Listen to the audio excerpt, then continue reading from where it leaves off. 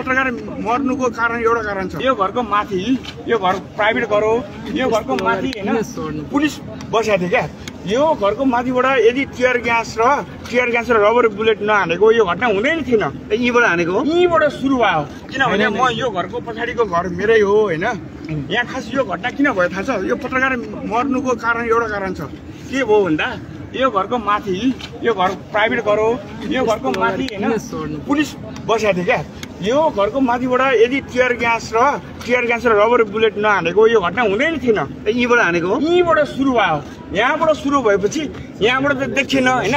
अनि यहाँ माथि हजुर ल हैन है, यो माथि घरमा पुलिस कहाँनिर थियो भन्दाखेरि यो माथि देखिएको छ नि, यहाँहरू ल सबैलाई म देखाउँछु है।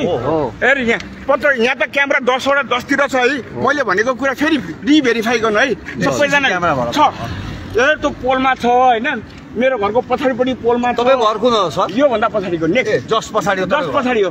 यहाँ मान्छे मर्यो भने त मैले 1 घण्टा मान्छे अगाडि थाहा पाएको। जबकि यो घरमा आगो बल्ने बेला यो घरबाट छिरेको आगो मेरो घरको पछाडि मेरो घर जल्दैछ भनेपछि म त 2 घण्टा पछाडि यो घरको पछाडि पानी हालेर बसेको मान्छे हो नि त। अनि यो पत्रकार जसरी मर्यो नि, यो पत्रकार सायद हैन मैले दिएको इन्फर्मेसनले कोही मान्छे मरेको चाहिँ कसरी मर्यो भने थाहा पाओस् है।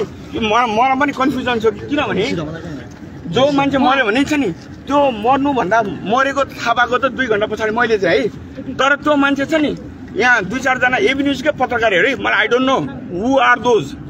अनि उहाँले के गर्नुभयो थाहा छ? मेरो घरको पछाडि यहाँ माथि मेरो घरको माथि छ भन्नुभयो क्या। जबकि मेरो घरमा त मेरो बच्चाहरू, मेरी आमाहरू, यहाँबाट पत्रकार सबैजना यति धेरैवटा मिडिया छ, सबैले देखेको कुरा नि केही भ्रम छैन क्या। अनि मेरो घरमा पनि आगो लाउने ढुङ्गा हानी काम भयो। अनि मेरो त बच्चाहरू बचाउने त मेरो कर्तव्य हो। अनि यहाँ छैन है, यो छैन भन्दै पनि अनि त्यता म त 20औं चोटि त्यो भिडलाई पन्छाएको हो। खास मेरो बच्चा बचाउने त मेरो पनि कर्तव्य होइन र, मेरो छोराछोरी बचाउने। अनि त्यो हुँदै पनि अनि सबै फोकस हुँदा नि पछि ऊ भयो।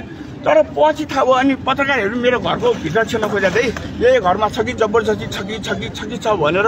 तर पछि मलाई पनि थाहा भयो, 3 घण्टा पछाडि थाहा भयो कि एकजना पत्रकार चाहिँ यो घरको यो तलपट्टि मृत्यु भयो भन्ने चाहिँ मैले थाहा पाएँ है। Very bad.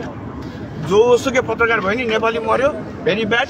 अनि यो आन्दोलनको एउटा उद्देश्य यो थिएन है, कसैको प्राइभेट प्रोपर्टी डिस्ट्रोय गर्ने अनि कसैको ऊ गर्ने लक्ष्य चाहिँ थिएन। तर हाम्रो यो भिडभाड छ नि, यो राजावादीको आन्दोलन चाहिँ गलत डिरेक्सनमा चाहिँ गयो भनेको। कमान्डिङ राम्रो हुन सकेन। हजुर कमान्डिङ राम्रो भएन। कमान्डिङ त राज्यले इन्टेन्सनली यो गरेको।